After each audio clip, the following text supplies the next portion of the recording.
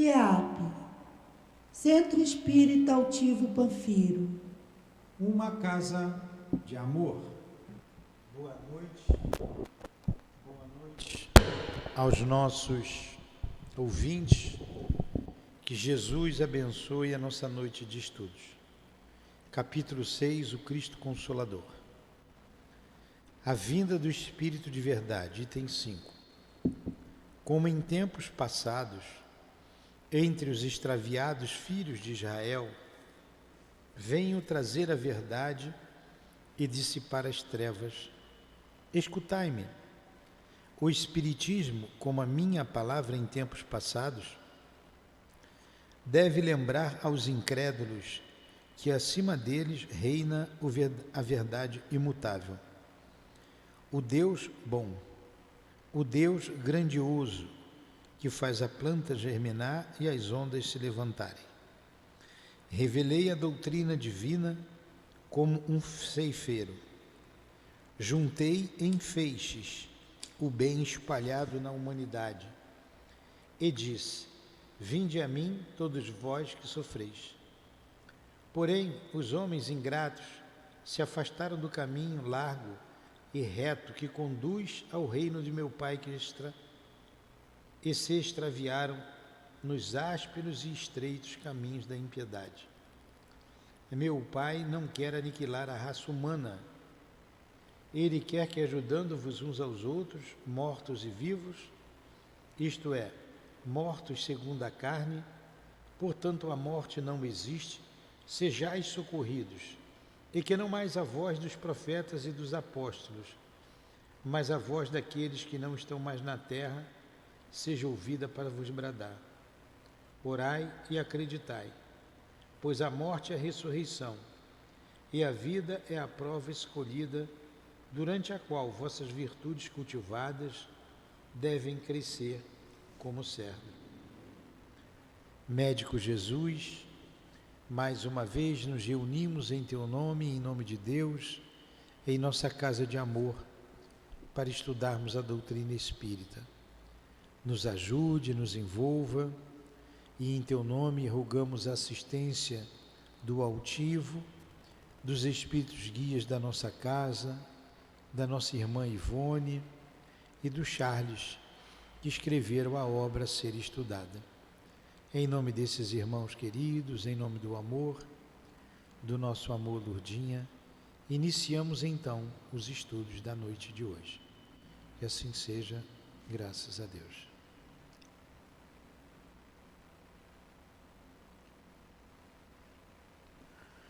Vamos lá.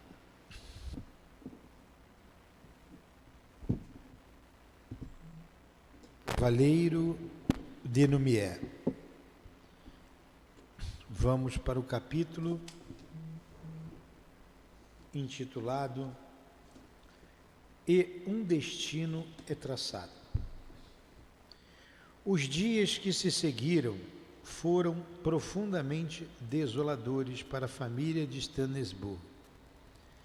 Inconsolável, o barão Frederic não se animava ao trabalho, nem procurava distrair-se, a fim de suavizar a grande mágoa da viuvez que lhe oprimia o coração.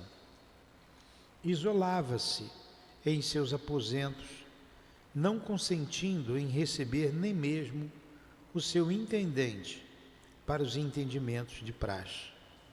E assim permitia livre curso ao desespero que ameaçava roubar-lhe até mesmo a razão, minando-lhe as boas funções do coração. O pequeno Luís e padre Rômulo eram os únicos que tinham entrado em seus aposentos, os quais em vão procuravam consolá-lo. Por sua vez, Luís Frederic, igualmente inconsolável pela ausência materna, já se ressentia de forte alteração na saúde, que nunca fora tranquilizadora, o que mais ainda torturava o coração do inconsolável pai. 3 meses depois, permanecendo inalterável a situação, fora aconselhado pelos facultativos de Bruges a procurar viajar a fim de se distrair, deixando o castelo onde recordações queridas, mas também dolorosas, aglomeravam-se para agravar-lhe a saúde da morta querida. Frederic aqueceu, compreendendo que urgia proteger a saúde do filho e a si mesmo, beneficiando, porque com efeito se sentia exausto sob o choque emocional. Consultado pelo pai, que não desejava violentar a sua vontade, Luís aqueceu também, certo de retornar dentro em pouco a Stanisburgo, a fim de prosseguir na rotina que tão grata era ao seu coração. Mas ficara estabelecido pelo castelão que a pequena Berthe não os acompanharia. Luís protestou, declarando que sua mãe rogara à hora extrema proteção para a pobre órfã, acrescentando que, se a prima não os acompanhasse, ele preferiria ficar para fazer-lhe companhia, velando por ela. Frederic, porém, apresentara razões justas, impedindo a partida da menina com eles, e Luís acabara compreendendo que, com efeito, o pai estava com a razão. Berthe é uma menina, uma criança, caro Luís, e não convirá que se fadigue em viagens constantes, como faremos de agora em diante sobre o dorso de cavalos ou por estradas agrestes. Presa dentro de uma carruagem, terminaria por adoecer e, quem sabe, talvez morrer, sem o trato conveniente de uma menina. Ao demais, necessita instruir-se e em viagem como se aplicaria aos estudos. Não, uma menina não poderá viajar com companhia de homens, e nós precisamos dessas viagens para a recuperação da nossa tão abalada saúde. Luís deu-se por vencido, embora não se considerasse definitivamente convencido. Pai e filho conversaram ainda longamente, e ao se separarem, toda a viagem encontrava-se programada. O que, porém, Luís ignorava era que o pai já se entendera com os seus primos de Sourmeville, que haviam acorrido ao castelo para os funerais da baronesa, sobre o arrendamento de Stanisburgo, pois, encontrando-se enfermo, não desejava prolongar-se às lides do campo, desejava prolongar as lides do campo, e pensava em retirar-se definitivamente daquela solidão, onde tudo lhe faltava ao faltar a esposa querida. Dentro, pois, de alguns dias mais, era passada a escritura de arrendamento das propriedades de Stanisburgo pelos condes de Somerville, os quais passaram a ser os novos donos de Stanisburgo, sem que Luís e sua prima o suspeitassem.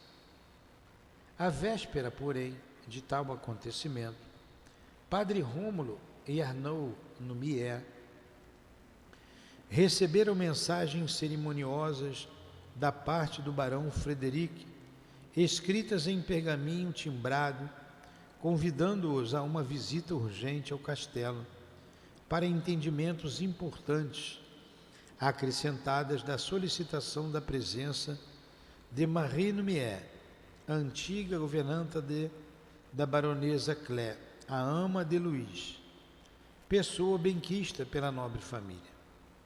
Reunidos todos em certa sala íntima, o barão iniciou o pequeno discurso sobre a surpresa dos circunstantes e, a certa altura, esclareceu.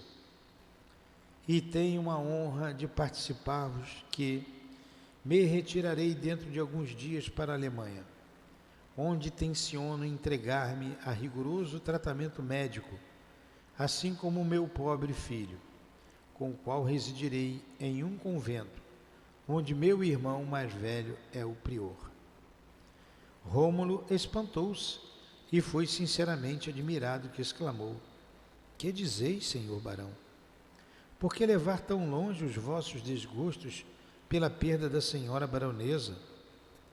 E estas propriedades tão prósperas, vossos tributários, habituados a verem em vossa pessoa mais que um senhor, por que, meu amigo?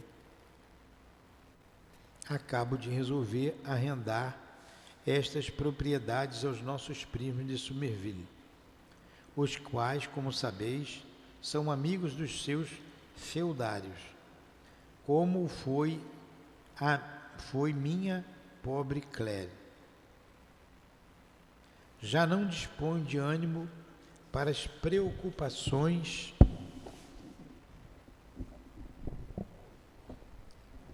do campo, e a dor pela morte de minha mulher fustiga-me o coração com uma saudade deprimente.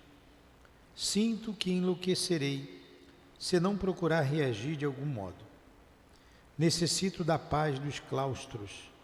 Quero meditar sobre Deus, preparar-me para a morte. Já, daqui a pouco eu dou uma resumida. Só um instantinho.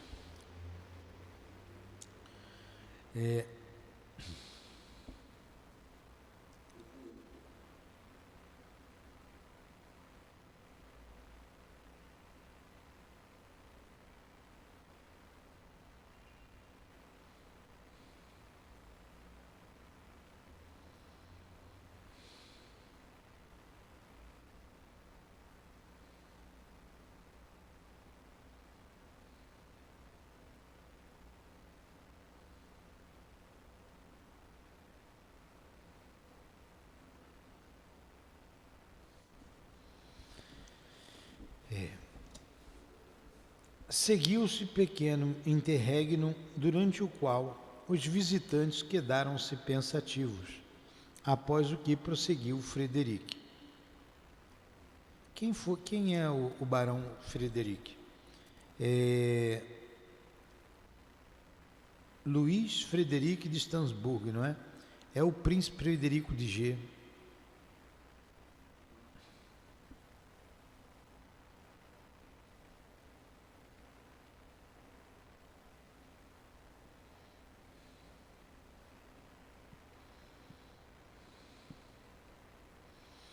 Não.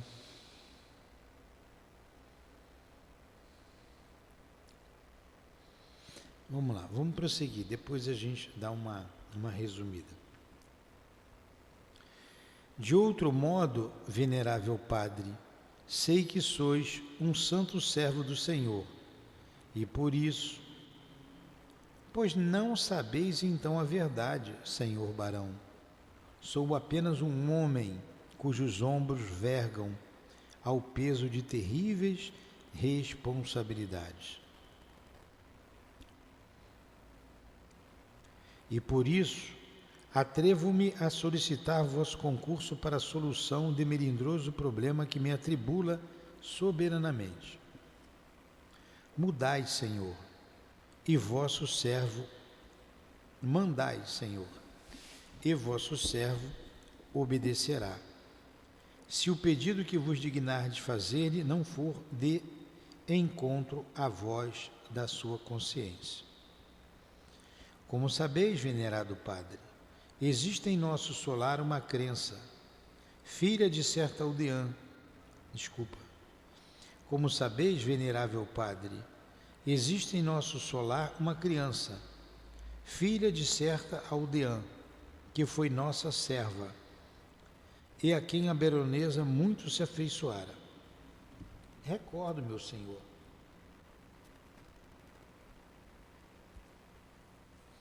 A menina chama-se Berthe, como sua mãe. Fui eu que a batizei. É aluna de meu pupilo, o conde de Vermont, isto é, o padre Antônio Thomas, assim como o vosso filho.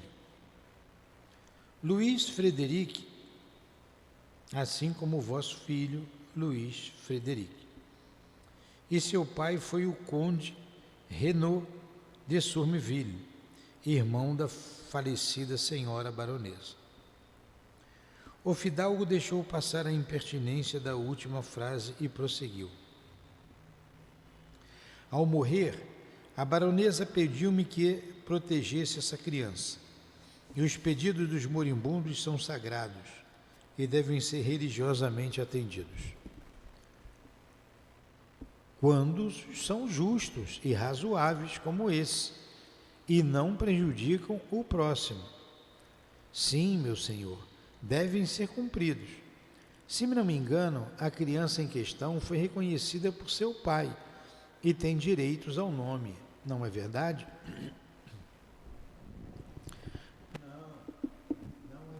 Não é bem verdade, meu venerável padre. Um reconhecimento oficial arrastaria muitas complicações para o conde, se acaso ele viesse a casar-se. Há, porém, um documento que autoriza a menina a usar o nome do pai, uma licença, e é só. Ela não foi herdeira do pai, visto que não era legitimada. Entretanto, pesa-me declarar que o pedido de minha pobre Claire não poderá ser obedecido integralmente, por enquanto. E foi por essa razão que resolvi solicitar vossa presença aqui, acompanhado dos bons servos Lumière, a fim de entrarmos em entendimentos. Os 3 visitantes fitaram curiosamente o fidalgo, que pareceu não compreender a emoção que provocava, e prosseguiu, depois de sacudir o suposto pó da gravata de rendas de Flandres, que trazia, e de agitar o lenço, igualmente rendado, a fim de se assoar, enquanto nervosamente balançava a perna posta sobre os joelhos.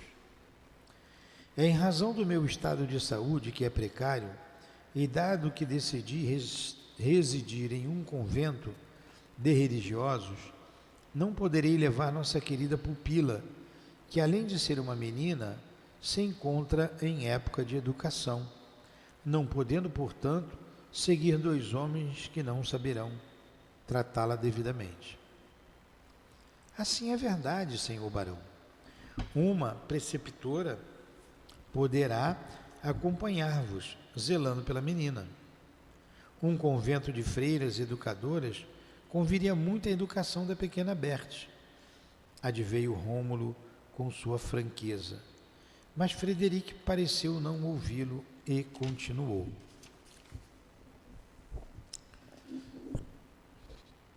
Lembrei-me então de confiar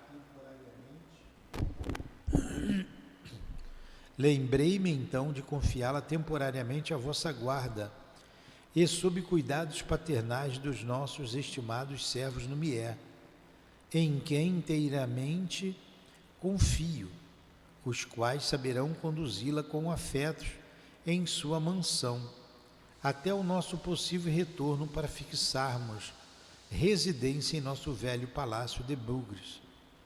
Não pretendo mais residir nesta aldeia. Solicitada a opinar por um olhar e um sorriso de Frederic Arnaud Lumière, respondeu com acento comovido, confuso ante a consideração de que se sentia alvo. Vamos lá. Solicitada a opinar por um olhar e um sorriso de Frederic, Arnaud Lumière respondeu com acento comovido, confuso ante a consideração de que se sentia alvo. Ó, meu senhor, estamos às vossas ordens. E a menina de Sourmeville será depósito sagrado em nossa casa, enquanto sua mulher se rejubilava, vendo-se solicitada para a tutela da linda criança, a quem já se habituara a estimar desde muito antes. Frederic de Stensburg continuou: depositarei em vossas mãos quantia suficiente para o trato e a educação da menina. Daqui a um ano, se não me for possível reavê-la, a quantia será renovada. Rômulo aprovou com um sinal de cabeça, pensativo, mas protestou: não há necessidade de mesadas, senhor barão. Os Lumière possuem o suficiente para atender a menina e a mim. É meu dever manter a criança, e o farei, venerável padre. Cléry censurar-me-ia se o não fizesse, pois seria injusto. Desejo que lhe sejam ministradas boa educação e maneiras sociais polidas, tais como minha pobre Cléry sonhava dar-lhe. Padre Antônio saberá instruí-la sobre vossas vistas, pois também vós sois aristocratas. Confio-a, portanto, ao vosso paternal cuidado, e se aceitardes o que solicito, partirei descuidado. Seguiram-se então os entendimentos finais, com júbilo do casal Lumière, que se sentia honrado pela confiança de que se via alvo e o compromisso assumido por padre Rômulo, que de imediato aquilatou da responsabilidade que lhe pesava nos ombros daquele momento em diante.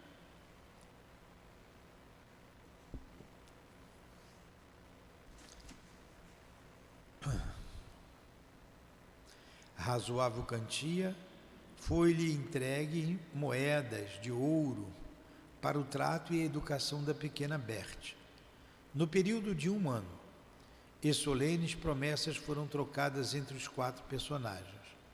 Rômulo, porém, exigiu do barão uma declaração de entrega da criança, assinada e timbrada com seu sinete, sendo prontamente atendido por este, que rematou a audiência com a seguinte solicitação: à véspera de nossa partida, vinde todos vós, a fim de levardes nossa pupila.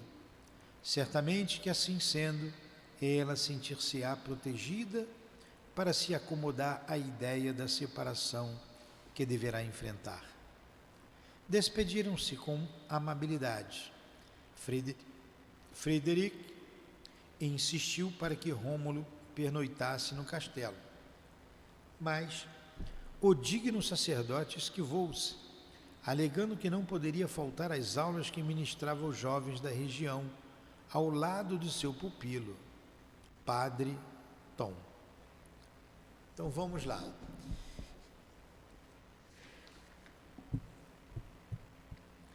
Vamos entender isso aqui. Primeiro a gente tem que saber quem são esses personagens, não é? Quem são esses personagens todos?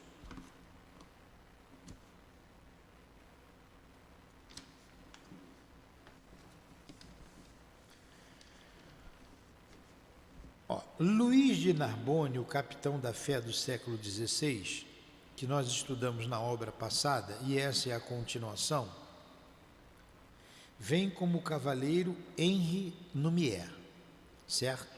Henri Lumière. É o que estava alcoolizado por ser abandonado por Berthe, no capítulo anterior, correto? Aqui ele está falando da infância da Berthe. Quem é a esposa do barão de Stensburg? A gente viu na aula passada, quem é a esposa do barão de Stensburg? Está aqui. Está lá na página 14.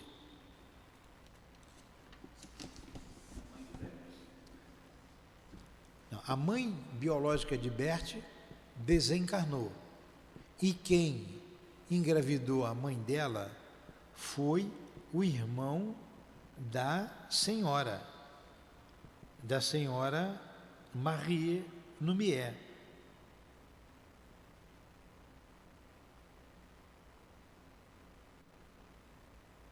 Não.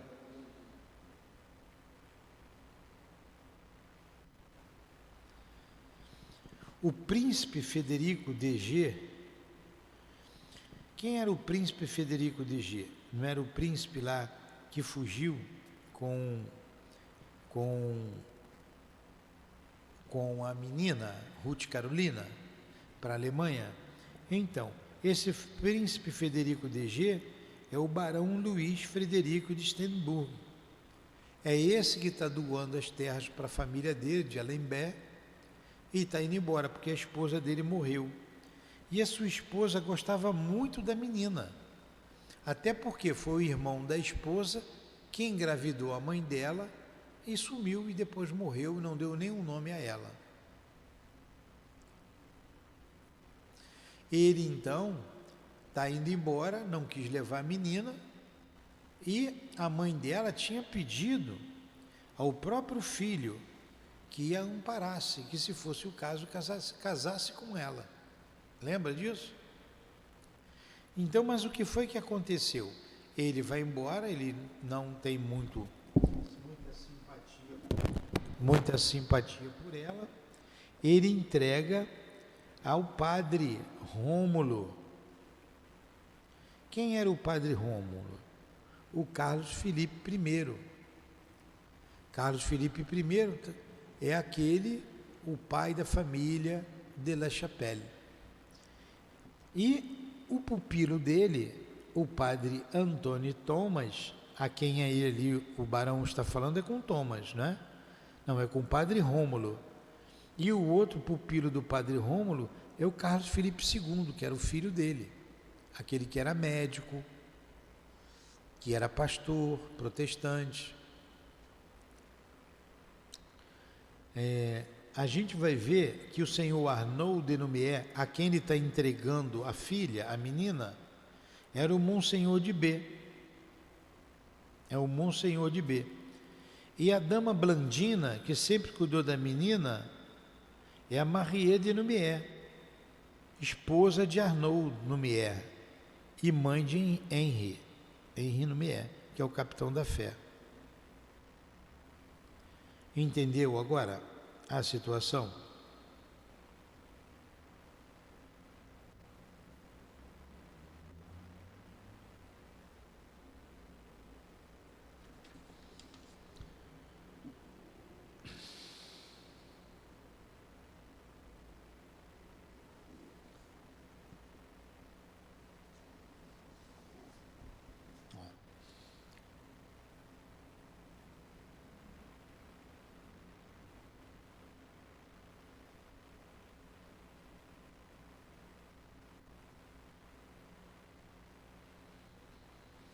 Vamos continuar? Ou você quer parar por aqui e semana que vem a gente continua? Dá para a gente ler mais um capítulo, ou se você quiser, a gente retorna para você fixar bem esses nomes. Agora vai falar de Bert. Quem é Bert de Suvermilho?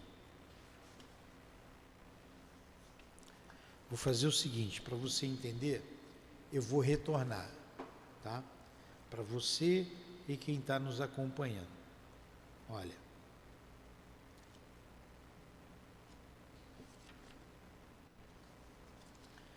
Eu vou ler direto. Não vai dar tempo de ler tudo. Eu vou começar no primeiro capítulo.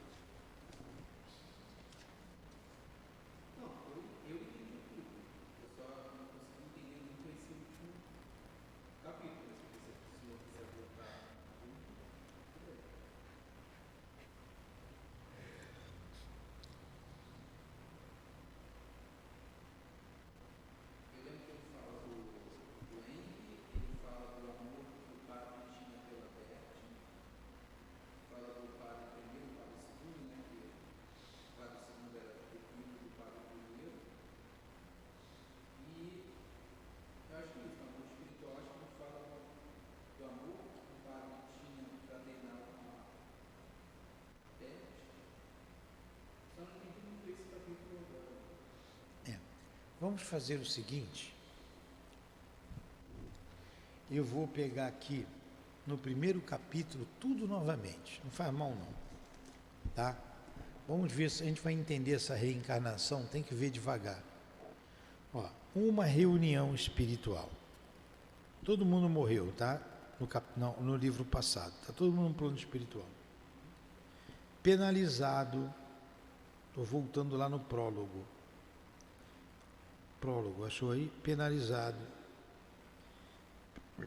Penalizado com um drama a que eu puder assistir, investigando, por mercê de Deus, as vibrações da luz circunjacentes à aldeia de Saint-Omer, na província francesa de Bretanha, roguei ao Todo-Poderoso me permitisse investigar ainda as suas causas remotas, ocorridas na Flandres Ocidental, que é lá a referência ao romance O Drama da Bretanha.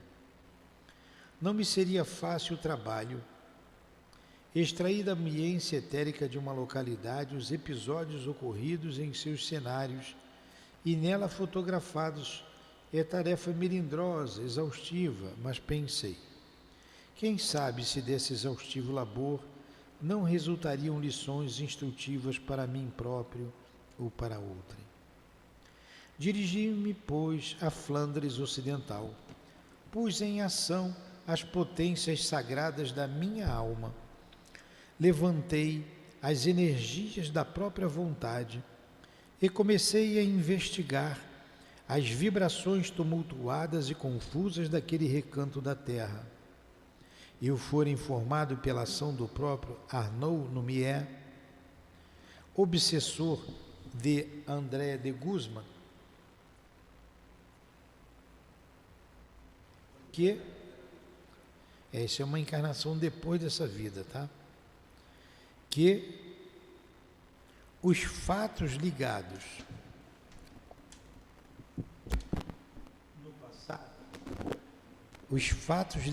no passado a ele próprio, a seu filho Henri e a Andréia, haviam se desenrolado nas proximidades de Bruges, cidade marítima, velha capital da Flandres Ocidental, e cujos cenários foram as aldeias de Stanisburg e de Lumière, pelo século XVII. Ser-me-ia necessário, portanto, varrer com as forças do meu pensamento e da minha vontade cerca de 3 séculos de vibrações sobrepostas nas ambiências de Bruges e suas localidades vizinhas, pois que, em verdade, fora no início do século XX que eu obtivera a possibilidade de conhecer o drama ocorrido na Bretanha, pelo raiado século XIX. Dirigindo-me, pois, para aquela província flamenga, preferindo planar pela orla marítima, e foi o que se segue, o que pude descobrir em sua ambiência etérica, isto é, os fatos que deram causa aos tristes acontecimentos verificados com a família de Guzman na aldeia de Saint-Omer, na velha e inesquecível Bretanha.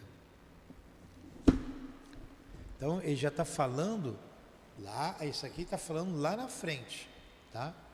Vai ser um livro que virá depois, o Drama da Bretanha. Pela segunda metade do século XVII, houve uma reunião de mentores espirituais nas adjacências atmosféricas da Flandres Ocidental, província da Bélgica, que tem como capital Brusga, a oriental Gand. Esses nomes não tem mais, né? Baixaram da região espiritual em que habitavam, a fim de patrocinarem o retorno ao plano terráqueo de certas individualidades necessitadas de nova etapa reencarnatória, no intuito de confirmarem soluções tomadas durante o estágio espiritual e novas tentativas de progresso. Essa falange em trânsito entre o espaço e a terra desde os tempos de Roma provinha agora da França do século XVI. Muito se havia afeiçoado à França desde a Idade Média, cujo progresso auxiliara com o próprio trabalho no setor que lhe competia.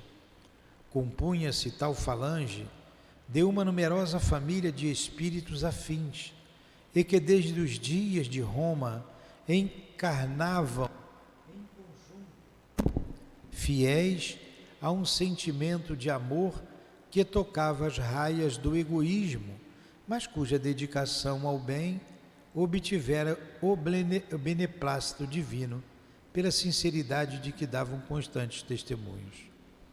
O nome dessa família, em última existência verificada em França, durante o governo de Carlos IX e Catarina de Médici, era Bettencourt de la Chapelle. 2 de seus representantes deveriam reencarnar na tentativa de fortalecerem os laços de mútuo amor, afrouxados por circunstâncias dolorosas naquele século. Eram eles Ruth Carolina de la Chapelle e Luís de Narbonne. Uma outra personagem se lhe juntaria, ciosa de reparações do mal causado a Luís de Narbonne e da reconciliação definitiva com o mesmo, pois, aliado a Ruth Carolina, causara-lhe graves danos. Era o príncipe Frederico de G, cúmplice de Ruth Carolina no crime praticado contra aquele. Lembra quem é o príncipe de G? 3 voluntários havia, porém, que desejavam seguir a pequena falange emigrante para os cenários terrenos: Carlos Felipe I e Carlos Felipe II de la Chapelle, os quais pretendiam proteger aqueles que eles eram caros desde etapas passadas, e Dama Blandina de Alambert, projetando desagravar agora a consciência da cumplicidade no crime contra Luís de Narbonne, ao lado de Ruth Carolina. A esses juntava-se Monsenhor de B, aspirando viver ao lado do seu amado Luís, para todo sempre, o Luís de Narbonne. E também Reginaldo de Trulles, que se dizia amigo de Monsenhor de B e de Luís de Narbonne, mas que, em verdade, se enamorara de Ruth, apesar da própria repugnância e o desejo que tivera de desgraçá-la para vingar Luís. Lembrou agora quem é o Reginaldo de Trulles? Tratava-se, portanto, de espíritos ainda moralmente prejudicados pelas paixões e que precisavam de etapas novas de progresso, à exceção de Carlos Felipe I e Carlos Felipe II, almas cândidas em franco ressurgir para a redenção. Os demais representantes da família reencarnariam em outras localidades a fim de atingirem novos progressos, servindo ao próximo como havia muito faziam. Os guias espirituais desses candidatos à reencarnação advertiam-nos da grande responsabilidade que lhes cabia, pois seguiam para uma experimentação nova e os testemunhos eram pesados. Poderiam cair em tentação novamente e suas vontades não fossem muito fortes e sua fé legítima, que buscassem as coisas de Deus e se esforçassem por cultivar os dons da alma, que eram salvadores. Ruth Carolina e Dama Blandina deviam grandes reparações a Luís de Narbonne. Deveriam realizá-las a bem do próprio progresso espiritual. Frederico de G esforçar-se-ia por se tornar irmão de ambos. isto é, de Ruth e Luís, pelo puro afeto do coração e do espírito. Monsenhor de B abraçaria em Ruth e Luís filhos muito amados. Reginaldo de Trulles, porém, foi desaconselhado a seguir o pequeno grupo, mas insistiu no propósito e seu livre-arbítrio foi respeitado. Não obstante, foi igualmente aconselhado como deveria agir para não se desviar do caminho do dever, responsabilizando-se então ele próprio pelos atos que praticasse, contrariando os conselhos recebidos. E repetiram os mentores espirituais aos comparsas do grande drama reunidos para ouvi-los às vésperas do retorno à Terra. Todos vós tendes possibilidade de vencer, pois recebestes nosso auxílio reeducativo, enquanto estivestes conosco. Mas se não perseverardes no bem e no amor a Deus, podereis delinquir, pois a terra é eivada de paixões que vos poderão atingir e desviar da rota que devereis trilhar. A carne atraiçoa muitas vezes a vontade do espírito, se o desejo do bem não se fizer bastante forte. Sereis auxiliados na terra pelas nobres almas de Carlos Felipe I e Carlos Felipe II de La Chapelle. Segui os seus exemplos e conselhos, os quais serão o eco de nossas advertências. Se esquecerdes nossas ponderações e reincidirdes no erro, as consequências serão desastrosas para o vosso futuro. E depois para a grande batalha das reparações das faltas cometidas contra o próximo e, portanto, contra Deus. Dai os testemunhos que deveis à lei suprema e à vossa consciência. Porfiai por não esquecerdes que sois filhos e herdeiros do Todo-Poderoso, e por isso lhes deveis amor e respeito. E lembrai-vos da grande sentença proclamada pelo Cristo de Deus, sentença que é o supremo dispositivo da lei. A cada um será dado segundo as suas próprias obras. Segui, filhos queridos, e que o céu se apiede de vós. Preparam-se, pois as entidades reencarnantes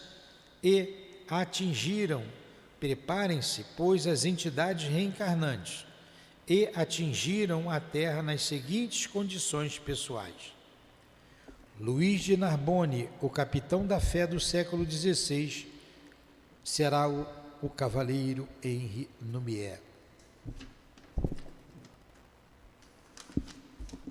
Ruth Carolina de La Chapelle será Berthe de Souvigny-Stanesbourg. Caio Felipe I, Carlos Felipe I, como o padre Rômulo del Ambrosini. Carlos Felipe II, como professor, o padre Antônio Thomas, o conde de Vermont.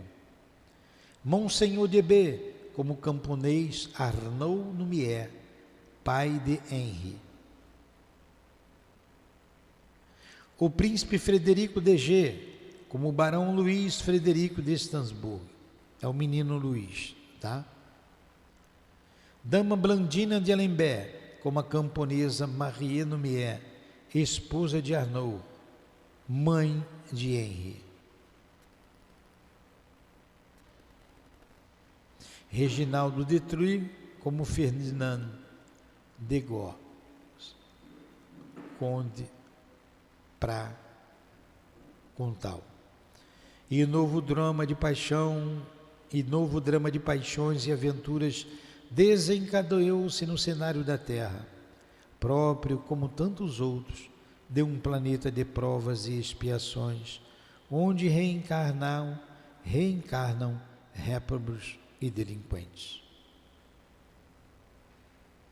Não foi bom a gente reler? Então, Aí entramos na primeira parte do livro, A Bastarda de Stannesburg. A gente lê semana que vem.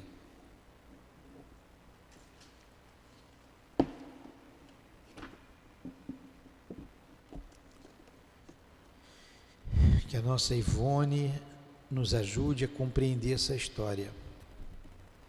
Retornamos ao estudo, querida irmã, para melhor entendermos toda essa dolorosa história que serve como roteiro para as nossas vidas, que serve como a compreensão da reencarnação, a bendita reencarnação. Que a senhora nos ajude a entender, que o Charles nos ajude também. Em nome de vocês, amigos queridos, em nome do altivo e dos espíritos guias aqui presentes, em nome do amor, do nosso amor, Lourdinha, pedimos a devida permissão a Jesus e a Deus, nosso Pai, para encerrarmos os estudos da noite de hoje. Que assim seja. Graças a Deus.